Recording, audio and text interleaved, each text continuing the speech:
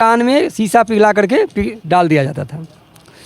और अगर पढ़ लेता था, जैसे ओम सब नमः शिवाय भी अगर बोल देता था, उसको जीभ काट दिया जाता था। तो उनकी संस्कृति है। और उसी संस्कृति में महापुरुष जो बोल रहे हैं ना, वो सही है बोल रहे हैं, वो गलत थोड़ा ही बोल रहे हैं। इसलिए सही बोल रहे हैं कि पहले के ज़माना में कोई रामायण गीता महाभारत अगर पढ़ लेता था या उसको सुन लेता था तो उसको गरम ये सब बिकाऊ और मनु मीडिया के लोग जो हैं वो हमारे नेता पर दबाव डाल रहे हैं। मैं इस वीडियो के माध्यम से, इस चैनल के माध्यम से आपको उन लोगों को बताना चाहता हूं कि सारा बहुजन समाज के लोग उनके साथ एकजुट हैं। और अगर कुछ भी हुआ तो एक बड़ा आंदोलन हम लोग खड़ा करने वाले हैं कि संविधान की समीक्षा होनी चाहिए। संविधान जो 1-2% भी भारत में ठीक से लागू नहीं हुआ, उस संविधान की आप समीक्षा करने की बात कर रहे हो। और वो कचरा जो लिख के रखे हो उसकी समीक्षा कब करोगे? उसकी समीक्षा करो जिसमें तुमने लिख के रखा ना, जे बरनाधम तेली कुम्हारा स्वपच किरात कोल कलवारा, जिस रामायण में लिखा हुआ है। इसका क्या मतलब है? इसका मतलब है कि ये जो जाति है जिसका नाम लेके कह रहा है, इस पर रोका जाता है। तो ओबीसी का सबसे बड़ा नुकसान होगा। बिल्कुल बिल्कुल, सबसे ज़्यादा ओबीसी को नुकसान होगा। लेकिन हमारे समाज के जो नेता हैं ओबीसी के, उनको इस बात की चिंता नहीं, वो तो उसके दलाल बने हुए हैं, मनुवादियों की दलाल बने हुए हैं। और पता नहीं कितनी भी दलाली करेंगे, लेकिन उनको पता नहीं है कि अगर मनुवादी व्यवस्था पूर्ण रूप से लागू हो गया इस देश में और ओबीसी का जनगणना न करा करके इसको आउट नहीं किया गया, भारत का संविधान खत्म किया गया, तो हमारे जो बात लिखा हुआ है तो लिख के कोई आदमी बोल दिया कि बी फॉर बॉल होता है, डी फॉर डॉग होता है, ए फॉर एप्पल होता है, क्या गुनाह है? कोई बात जो किताब में रखा वही बात तो रखा गया है, जैसे गुनाह क्या बात है? जो बात जो रखा गया उसी को उजागर किए। तो हमको नहीं लग रहा है कि चंद्रशेखर यादव जी बहुत बड़ी बात कह दिए। वो तो साक्ष्य बोल रहे हैं कि हम नहीं बोल रहे, किताब का ये पड़ेगा। और अंत में मैं कहता हूं, हमारे संगठन वाम से भारतीय मूल निवासी संघ, भारतीय मूल निवासी सांस्कृतिक मंच, जो बहुजन का 2000 से ज़्यादा संगठन बना हुआ है, सभी संगठन हम लोग बिहार के मुख्यमंत्री चंद्रशेखर जी के साथ है। अगर इनके ऊपर कुछ होता है तो हम लोग जन आंदोलन करेंगे। शिक्षा मंत्री जो हमारे बिहार के, अभी यूपी वाले जो बोल रहे हैं कौन परमहंस है जो जीभ काट दिया जाए, साथियों मनुस्मृति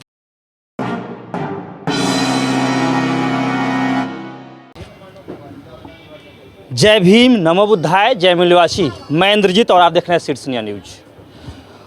साथियों, अभी हम हाजीपुर में हैं और मेरे पीछे देख रहे होंगे सारे लोग बैठे हुए हैं।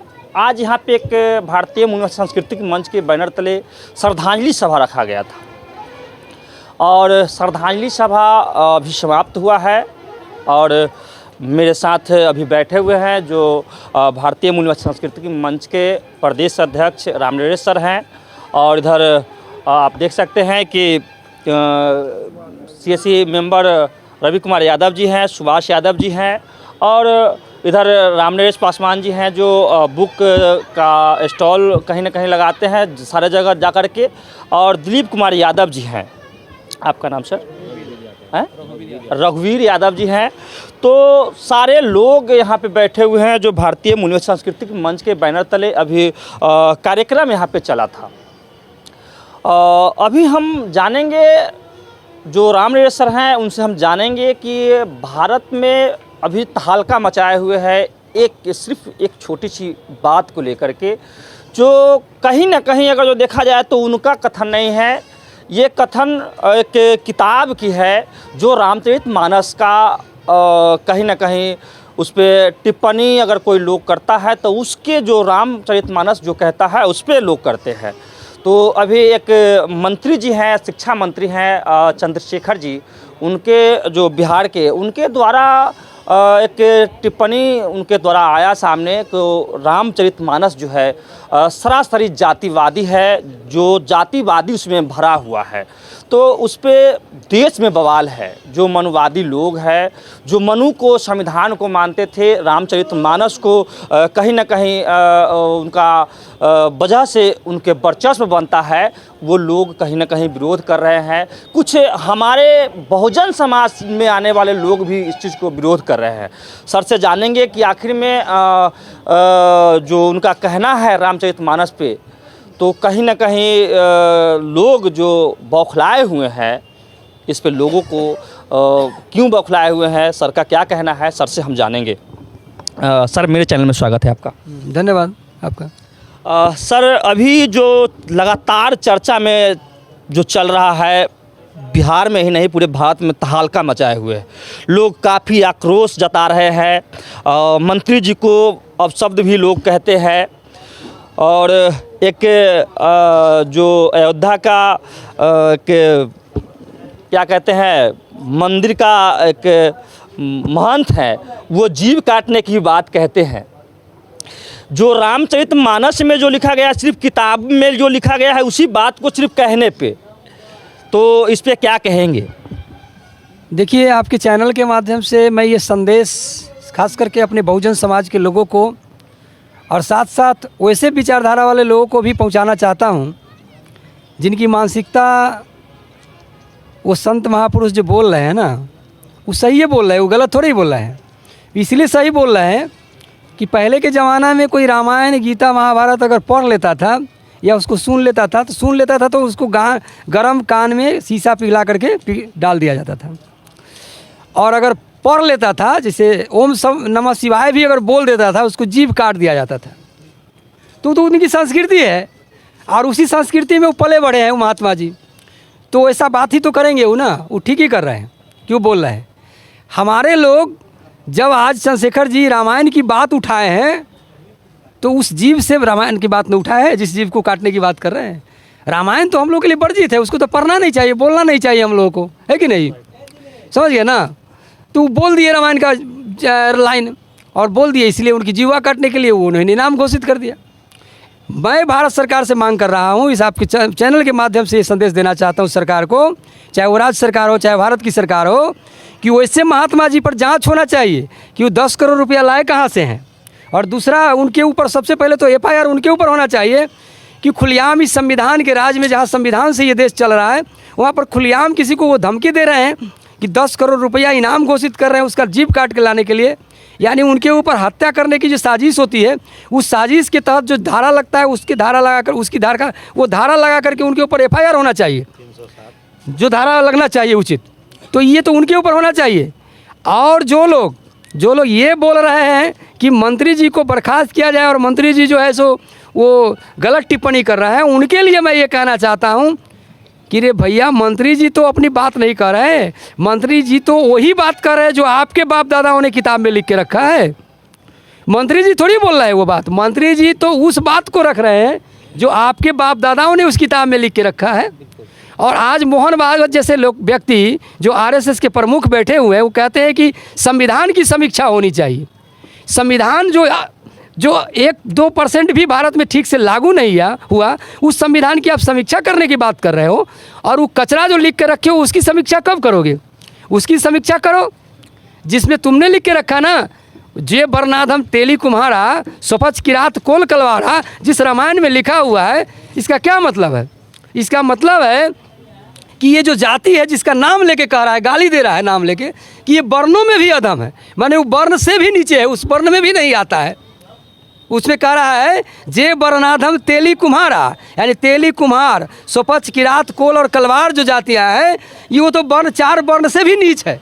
अब बताइए, ये धार्मिक ग्रंथ है कि राजनीतिक ग्रंथ है? और ऐसे कूड़ा कचरे के बारे में अगर हमारा व्यक्ति कोई सवाल उठा रहा है तो उसके ऊपर तुम केस लादने की बात कर रहे हो। आज मैं इस मंच के माध्यम से, आपके इस चैनल के माध्यम से संदेश देना चाहता हूं कि अगर वो मंत्री जी के साथ कुछ भी हुआ और अगर उनको ज़्यादा दबाव बनाया गया बर्खास्तगी के लिए, तो भारतीय मूल निवासी सांस्कृतिक मंच के बैनर तले हम लोग एक बड़ा आंदोलन खड़ा करेंगे और उनका साथ देंगे। वो बिल्कुल सही बोले हैं। हम सब लोग भारतीय मूल निवासी सांस्कृतिक मंच के पूरा टीम उनके साथ खड़ा है। वो बिल्कुल अपने बात पर अड़े रहे, ऐसा मुझे उनसे अपील है। और हम सब लोग उनके साथ खड़ा है। उनको इस्तीफा देने की ज़रूरत नहीं है, उनको मंत्री पद पर बने रहने की ज़रूरत है। वो बिल्कुल गैर संवैधानिक बात नहीं बोले हैं, बिल्कुल उस संविधान के दायरे में रह के बात बोले हैं। क्योंकि संविधान के विरोध में तो वो लोग बात कर रहा है जो इस तरह का मानसिकता वाला लोग हैं, जो इस तरह का ग्रंथ लिख करके हमारे समाज को गुलाम बना करके रखा है सदियों से। उनको तिलमिलाहट हो रही है। जब हमारे लोग पढ़ लिख लिए और हमारे लोग सही बात उठा रहे हैं तो उनको तिलमिलाहट हो रही है। दूसरी बात मैं ये कहना चाहता हूँ कि जो मीडिया के लोग जो हुंकार भर रहे हैं, जो छाती पीट रहे हैं और छाती पीट पीट के कह रहे हैं कि चंद्रशेखर जी बहुत गलत बयान आपने दिया है, कोई गलत बयान नहीं दिया है। तुम अपने बाप दादाओं से जाके पूछो कि उस किताब में इस घटिया बात को लिख के क्यों रखा है। और उस बात को आज भी क्यों मनवाने के लिए तुम व्याकुल बने हुए हो? जो मीडिया के लोग, अभी हम देख रहे थे उनका इंटरव्यू, उसमें मीडिया के लोग जो है एक पार्टी के प्रवक्ता बन के उनसे सवाल कर रहा है। तुम मीडिया की तरह सवाल करो, मीडिया के लोग हो तो ये सब बिकाऊ और मनु मीडिया के लोग जो हैं वो हमारे नेता पर दबाव डाल रहे हैं। मैं इस वीडियो के माध्यम से, इस चैनल के माध्यम से आपको उन लोगों को बताना चाहता हूँ कि सारा बहुजन समाज के लोग उनके साथ एकजुट है, और अगर कुछ भी हुआ तो एक बड़ा आंदोलन हम लोग खड़ा करने वाले हैं। इन्हीं सब बातों के साथ मैं आपको अपनी बात को समाप्त करता हूँ।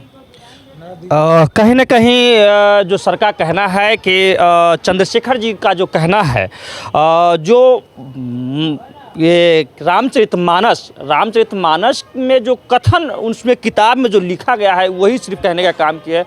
कोई अलग से उनका कहना कुछ नहीं है। फिर भी लोग इस तरह से बौखलाए हुए हैं, तो भारतीय मूल्य सांस्कृतिक मंच उनके साथ सहयोग करने के लिए तैयार है। अभी मेरे साथ जो सुभाष यादव जी हैं उनसे भी हम जानेंगे कि आखिर में कुछ ऐसे लोग भी हैं जो अपने बहुजन समाज में आने वाले लोग भी उनका विरोध कर रहा है। इस पर क्या कहेंगे? सर, मेरे चैनल में स्वागत है आपका। बहुत बहुत आभार। सर, कहीं ना कहीं चंद्रशेखर जी अगर बात कहे हैं कुछ, तो वो जो रामचरितमानस में जो लिखा गया है उस पर सिर्फ कहे हैं, कुछ अपने स्तर से कुछ नहीं लिखे हैं, कुछ नहीं कहे हैं।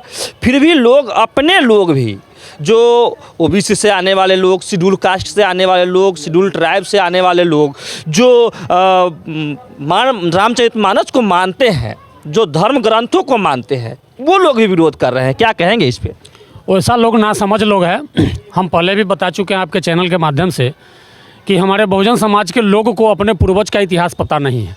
उनसे पूछिए कि राम के दादा के इतिहास बताओ तो राम के दादा के इतिहास बताएंगे, लेकिन अपने दादा के इतिहास नहीं बताएंगे। पहले भी आपको हम आपके चैनल के माध्यम से हम बता चुके हैं लोगों को, और हम पहले भी बता चुके हैं कि सबसे पहले अपने पूर्वज को इतिहास लोग को पढ़ना चाहिए। और जिस धार्मिक ग्रंथ रामायण के बारे में जो लोग पक्ष में बोल रहे हैं, उसको तो सुप्रीम कोर्ट 1976 में अस्वीकार कर दिया, जब सच्ची रामायण को उन्होंने सही साबित किया। इसका मतलब कि पहले रामचरितमानस झूठ है, तो इसको तो सुप्रीम कोर्ट ने बहिष्कार कर दिया, इसको झूठा साबित कर दिया।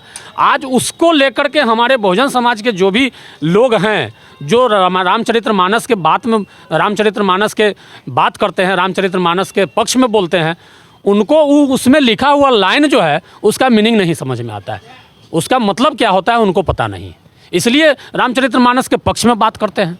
जिस दिन उनको उसका मतलब समझ में आ जाएगा, जिस दिन उस लाइन का जो माने समझ में आ जाएगा, उस दिन वो भी उसका भी विरोध करना शुरू कर देंगे, बहुत बहुत धन्यवाद। अभी हमारे साथ दिलीप कुमार यादव जी हैं, और ये काफ़ी समय जेल में गुजार के आए हैं। ये कहीं ना कहीं जो व्यवस्था है वो व्यवस्था के खिलाफ बात किए, और इस कारण से ही लगभग 1 महीना 6 से 7 दिन जेल में रहे, और 1 महीना 7 दिन 8 दिन जेल में रहने के बाद इनको रिहा किया गया। इनसे हम जानेंगे कि अभी बिहार में जाति जनगणना चरम सीमा पे है, और जाति जनगणना को भी रोका गया है। कहीं ना कहीं इसको कहा गया कि सुप्रीम कोर्ट, हाई कोर्ट के द्वारा कि इसको अभी रोका गया है। आज ही शायद सुनवाई था, अभी क्या हुआ है पता नहीं, लेकिन घर जाएंगे तो जानेंगे। कहीं ना कहीं उसको रोकने का काम किया गया है, तो इस पर क्या कहेंगे? जो जाति बना करके और जाति जनगणना नहीं कर रहे हैं लोग, तो इस पर जानेंगे कि इनका क्या कहना है। सर, मेरे चैनल में स्वागत है आपका। बहुत बहुत धन्यवाद। अभी बिहार सरकार के द्वारा बिहार में जाति जनगणना पे जो बात चला, जाति जनगणना 7 तारीख से शुरू भी हुआ, और शुरू होने के बाद एक जो मनुवादी लोग हैं, जो जाति बनाए रखना चाहते हैं, उनके द्वारा कहीं ना कहीं इसको दबाने की कोशिश किया गया। इस पर जो है कि बात रखा गया कि नहीं, जाति जनगणना नहीं होनी चाहिए, और याचिका दायर किया गया हाई कोर्ट में। इस पर क्या कहेंगे? देखिए, ये जो मनुवादी सरकार है, जो ये केंद्र की सरकार की मैं बात कर रहा हूँ, जो मनुवादी सरकार है बिहार में, भले ही अब यहाँ के जो शासक हैं वो अपने लोग हैं, वो मूल निवासी हैं, लेकिन कहीं ना कहीं प्रभावित तो केंद्र से कहीं ना कहीं प्रभावित हैं, क्योंकि अच्छी तरह ये समझ रहे हैं कि जाति जनगणना होना अति आवश्यक है। इसके पहले भी नीतीश कुमार जी भी इसका समर्थन किए थे, आवाज़ उठाए थे और उस दिशा में कदम भी इलेक्शन से पहले तो सर केंद्र भी जो है कि इसका वो कहीं ना कहीं कहें कि दबाव बना, जब वो दबाव बना, पूरे देश का जब दबाव बना है, जब लोग समझ गए इसके षड्यंत्र को कि जाति जनगणना क्यों नहीं कराना चाहती, जब दबाव बना तो ये शुरू किया गया। ये शुरू किए करने के बाद ही मनुवादियों को उनको वो पता है कि जाति का निर्माण मैंने किया है। जैसे ही जाति 6743 जात का निर्माण मैंने किया हूँ, जैसे ही 6743 जाति का जनगणना हो जाएगी तो जनगणना होने के बाद वो सबको पता चल जाएगा कि कौन सी जाति कितनी है, किसी संख्या कितनी है। तो अभी भारत का संविधान अभी बचा हुआ है, क्योंकि समाप्त करने की तैयारी उनकी चल रही है। तो भारतीय संविधान के अनुसार जो उनकी संख्या है, उस जब संख्या पता चल जाएगा तो संख्या के हिसाब से वो आरक्षण की मांग करने लगेंगे। वो शासन प्रशासन में, न्यायालय में, मीडिया में, जहाँ भी है, वो जो सरकारी संस्थान व्यवस्था है उसमें अपना हक अधिकार तो मांगेंगे। जब हक अधिकार मांगेंगे तो उनके लिए समस्या खड़ा हो जाएगी। दूसरी बात है ओबीसी का, तो पुराने हिसाब से ओबीसी 52% है, लेकिन 1931 के हिसाब से 52% है। और 1931 के बाद आज तक अगर ओबीसी जनगणना नहीं हुआ, जनगणना हुआ ही नहीं, अगर जनगणना अगर करा दी जाए तो हमको लगता है कि वो लगभग 60% भी पहुंच जाएगा ओबीसी। तो 60% अभी जो वर्तमान में चल रहा है सर, जो आप देखे होंगे कि जो नित्यानंद राय जी के द्वारा एक मैसेज आया कि शेड्यूल कास्ट को काउंटिंग किया जाएगा, शेड्यूल ट्राइब को काउंटिंग किया जाएगा, ओबीसी का नहीं किया जाएगा। इसलिए ना उनको पता है कि ओबीसी लगभग अब काउंटिंग होगा तो ओबीसी लगभग 60% भी जा सकता है। और ओबीसी 60% जब हो जाएगा तो 60% अकेले इस देश में शासन कर सकता है, क्योंकि 50% से ज़्यादा जिसका भी वो शासक बनेगा तो अकेले ओबीसी है, इसलिए ओबीसी ही पूरा का पूरा शासक बन जाएगा। और उसकी बात हम नहीं कर रहे हैं, वो हमारे लोगों को ओबीसी को बरकरार रहे हैं, वो उनकी बात नहीं कर रहे हैं, वो अपनी बात कर रहे हैं। और इसलिए वो कह रहे हैं कि उनको बात नहीं करी। उनकी सबसे बड़ा जो समस्या है ओबीसी का, ओबीसी को हथियार बना के और वो आगे लाना चाहते हैं, वो शासन करना चाहते हैं। तो ओबीसी को जो है इससे सतर्क होना पड़ेगा। ओबीसी को हर हालत में जातीय जनगणना पर जोर लगाना होगा कि नहीं भाई, हमको जातीय जनगणना थे, एक बार हुआ भी है, 2011 में हुआ भी है, लेकिन उसको आउट नहीं किया गया। और अब जो हो रहा है उसको आनन फानन में कोर्ट के माध्यम से, क्योंकि कोर्ट उन्हीं का है, न्यायालय उन्हीं का है, तो वो सीधा कोर्ट में चले जाते हैं और कोर्ट में बैठे हुए वही लोग हैं, वो अपने माध्यम से इसको रोक लगवाने का काम करते हैं कि नहीं होनी चाहिए, क्योंकि होगा तो पोल खुल जाएगा। और बहुत बड़ा आंदोलन, जिस दिन इस देश में जातीय जनगणना हो गई और वो आउट हो गया, उस दिन पूरे देश में इतना बड़ा आंदोलन होगा कि यूरेशियन ब्राह्मण जो 4000 साढ़े 4000 वर्ष से इस देश पर शासन कर रहे हैं, उनको कटोरा लेकर लग रहा है कि वो यूरेशिया भागना पड़ जाएगा। इस बात का डर उनको है, इसलिए वो तरह तरह का षड्यंत्र रच के बहाना बना करके कोर्ट के माध्यम से इसको रोक देना चाहते हैं, इसको स्थगित कर देना चाहते हैं। ओबीसी से ओबीसी के विरोध करवा रहे हैं और ओबीसी से ओबीसी का विरोध कराना चाहते हैं, आज भी कर रहे हैं, आज भी मतलब जो है हो रहा है। तो हमेशा ओबीसी में जितनी भी जातियां हैं, यादव है, कुर्मी है, कोयरी है, कुशवाहा है, मल्लाह है, नुनिया है, तेली है, कानू है, सोनार है, जो भी है ओबीसी में, तो ओबीसी में खास करके मार्शल कास्ट है यादव, तो मार्शल कास्ट यादव है, तो उसको वहाँ डर है कि उस व्यक्ति को वहाँ पर रोका जाए वहाँ। और यहाँ पर एक दूसरे से ऊंच नीच छुआछूत भेदभाव बना करके उसका हिस्सा कहेगा तुम्हारा हिस्सा यादव खा रहा है, उसका कहेगा कि तुम्हारा हिस्सा वो खा रहा है, इस तरह से एक दूसरे को लड़ाने का काम करता है। यानी सीधे शब्दों में कहा जाए तो ज़्यादातर जो जाति जनगणना अगर नहीं होता है, इस पर रोका जाता है, तो ओबीसी का सबसे बड़ा नुकसान होगा। बिल्कुल बिल्कुल, सबसे ज़्यादा ओबीसी को नुकसान होगा। लेकिन हमारे समाज के जो नेता हैं ओबीसी के, उनको इस बात की चिंता नहीं, वो तो उसके दलाल बने हुए हैं, मनुवादियों की दलाल बने हुए हैं, और पता नहीं कितनी भी दलाली करेंगे। लेकिन उनको पता नहीं है कि अगर मनुवादी व्यवस्था पूर्ण रूप से लागू हो गया इस देश में और ओबीसी का जनगणना न करा करके इसको आउट नहीं किया गया, भारत का संविधान खत्म किया गया, तो हमारे जो नेता जो बैठे हुए हैं कुर्सी पर, जो बहुजन समाज के वोट ले जा करके नेता बने हैं, उनको वहाँ पर पता नहीं है कि सबसे पहले बिल्डिंग उन्हीं का रहेगा। हमारे समाज के लोग तो नीचे है, नीचे गिर करके कहाँ जाएगा, वो तो नीचे है, उन पर प्रभाव कम पड़ेगा।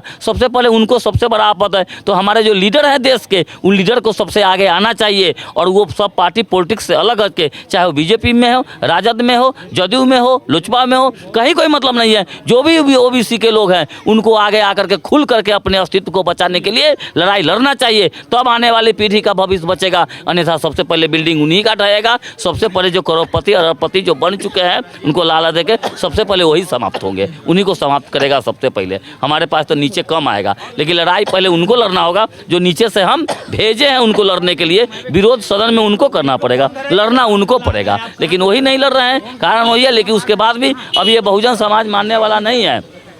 बहुजन समाज पूरे देश में ये आंदोलन तेज हो रहा है और अब जनगणना को नहीं रोक पाएंगे। देखते हैं कोर्ट के माध्यम से कितना दिन रोक देते हैं, एक न एक दिन उनको फिर जो करना पड़ जाएगा। चलिए, बहुत बहुत धन्यवाद।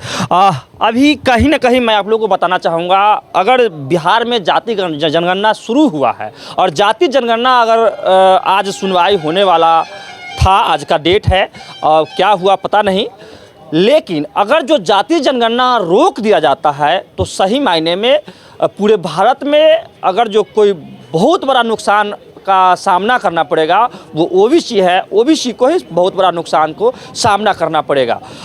आगे अभी हमारे साथ रवि कुमार यादव जी है, इनसे भी ले लें, बोलिए ना।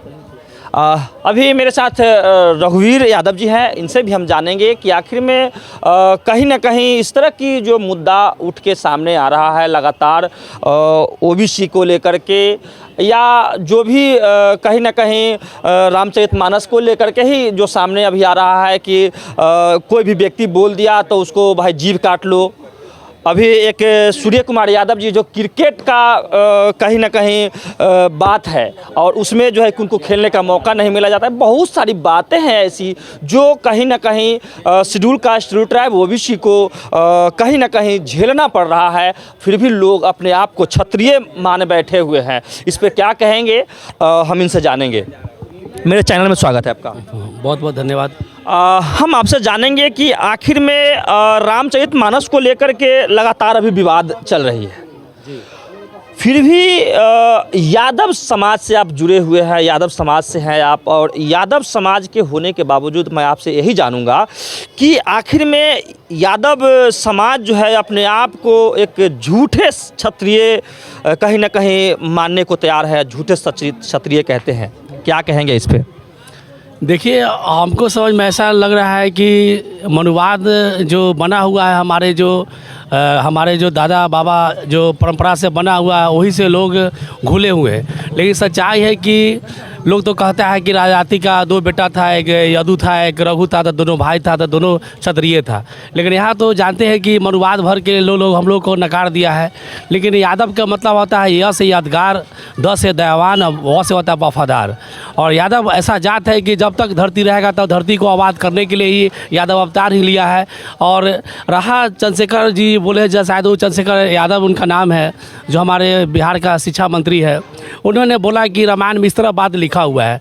तो रामायण को आप जानते हैं कि हिंदू धर्म से एक ग्रंथ है हिंदू धर्म का, जो रामायण है। उसके जो सबसे पहले वाल्मीकि रामायण आया, उसके बाद अकबर के समकालीन जो तुलसीदास जन्म लिए तो उन्हें क्या बोलता है रामायणचरितमानस लिखे। तो कहने का मतलब कहीं भी कोई धर्म में, कोई धर्म हो, चाहे काव्य हो, चाहे किसी किताब हो, और किसी किताब में अगर लिखा हुआ है A for apple, B for ball, C for cat, D for dog, तो बात लिखा हुआ है तो लिख के कोई आदमी बोल दिया कि बी फॉर बॉल होता है, डी फॉर डॉग होता है, ए फॉर एप्पल होता है, क्या गुनाह है?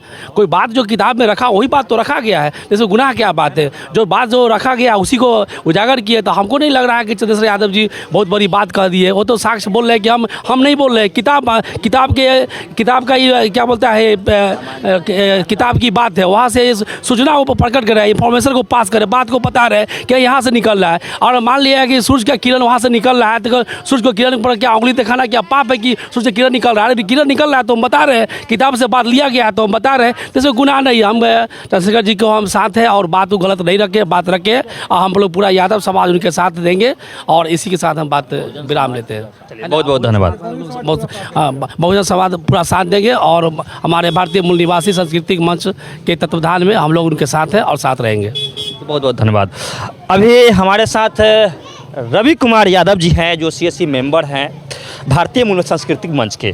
और कहीं ना कहीं इस तरह की जो बात लगातार जो उठ के सामने आता है, तो इस विचार से सर को क्या कहना है इस पर हम जानेंगे। सर, मेरे चैनल में स्वागत है आपका। देखिए, हमारे बिहार के शिक्षा मंत्री चंद्रशेखर सिंह यादव जी जो बोले हैं, वो कहीं से कोई गलती नहीं बोले, वो तो रामायण में लिखा हुआ बात को बोले हैं। मैं इनके माध्यम से कोट करना चाहूँगा पप्पू यादव जी को।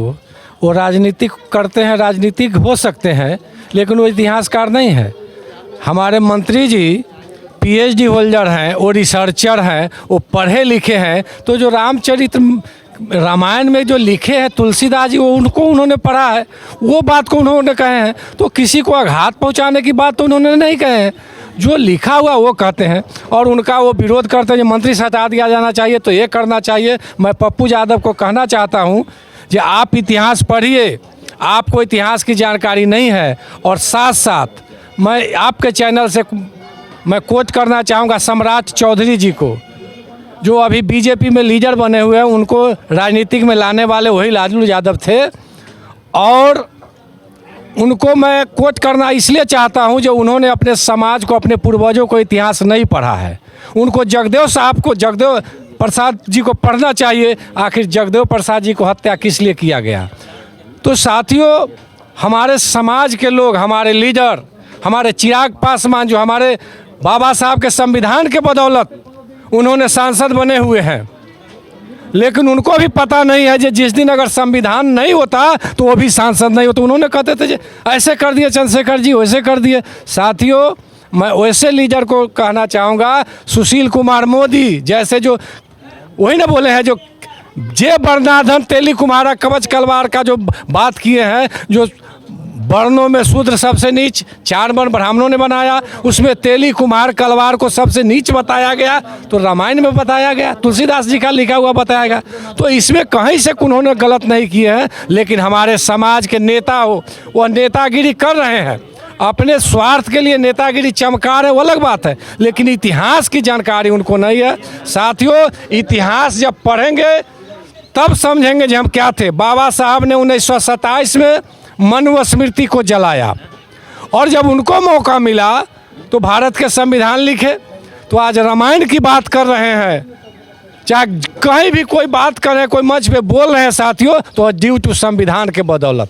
आज जिस दिन संविधान RSS बीजेपी वाले हटा देंगे, फिर उस दिन हमारे OBC SC ST के लीडर को न बोलने का अधिकार रहेगा, न धन संपत्ति रखने का अधिकार रहेगा। वह नेता मिनिस्टर भी नहीं बन सकते। उन्होंने नेता मिनिस्टर रामायण महाभारत से नहीं बने हैं, बाबा साहब के संविधान के बदौलत बने हैं। लेकिन आज बाबा साहब के संविधान की बात नहीं करते, वह रामायण की रक्षा की बात करते। साथियों, 1 नंबर तो ये बात होगी, बाबा साहब को समझना पड़ेगा, अपने इतिहास को जानना पड़ेगा।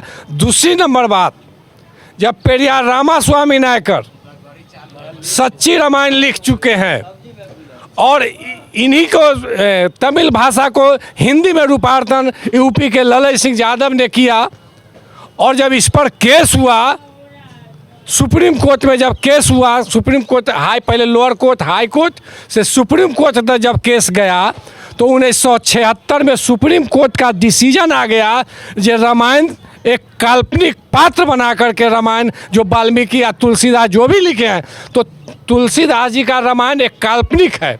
जब सुप्रीम कोर्ट ने डिसीजन 1976 में दे दिया है, तो इसमें तो प्रश्न चिन्ह भी उठना नहीं चाहिए, और हिंदू धर्म की ठेस की बात भी नहीं है। 76 में सुप्रीम कोर्ट का डिसीजन आ गया है जो रामायण काल्पनिक है।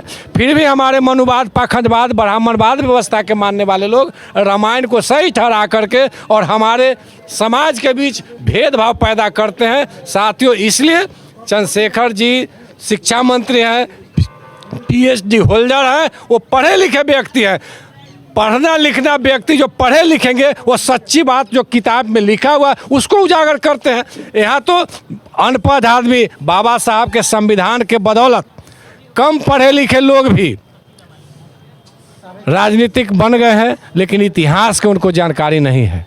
साथियों, मैं वैसे लीडर से निवेदन करूँगा जो पढ़िए, समझिए, अपने पूर्वजों का इतिहास समझिए, जो कितना संघर्ष करने के बाद आज आपको राजनीतिक पार्टी में जगह मिला है।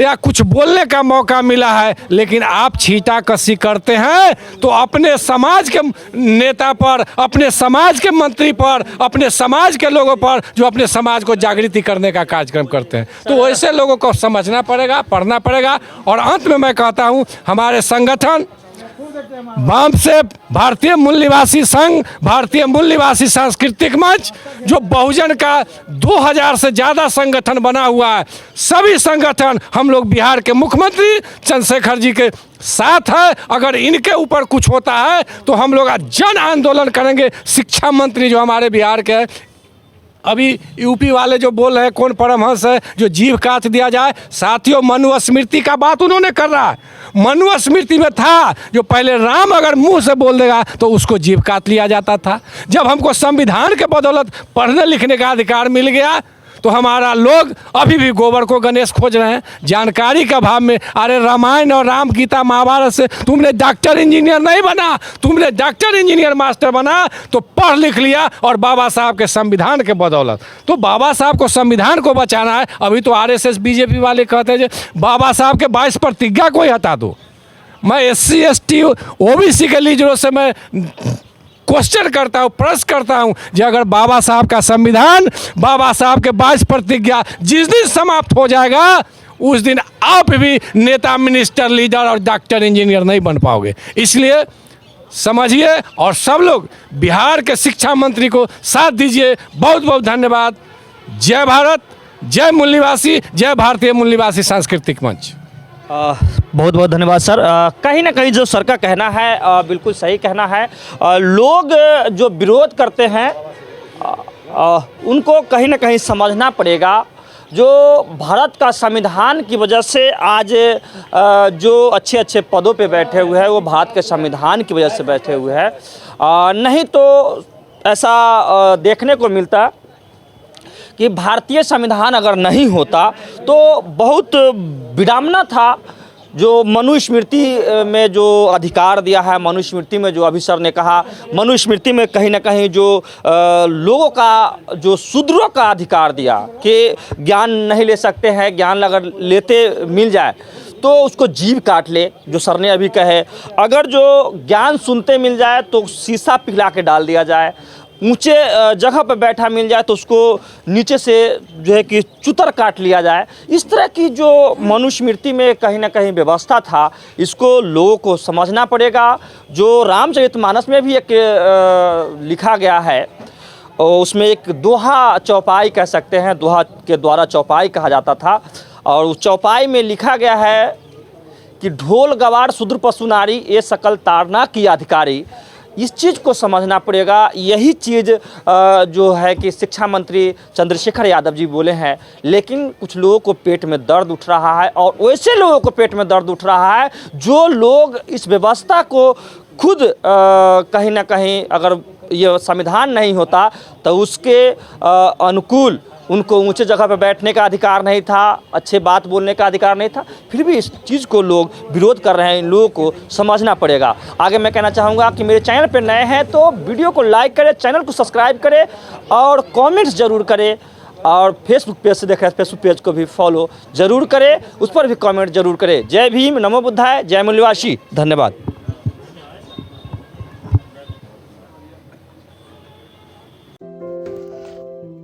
वीडियो को लाइक करें, कमेंट्स करें, शेयर करें और चैनल को सब्सक्राइब करें।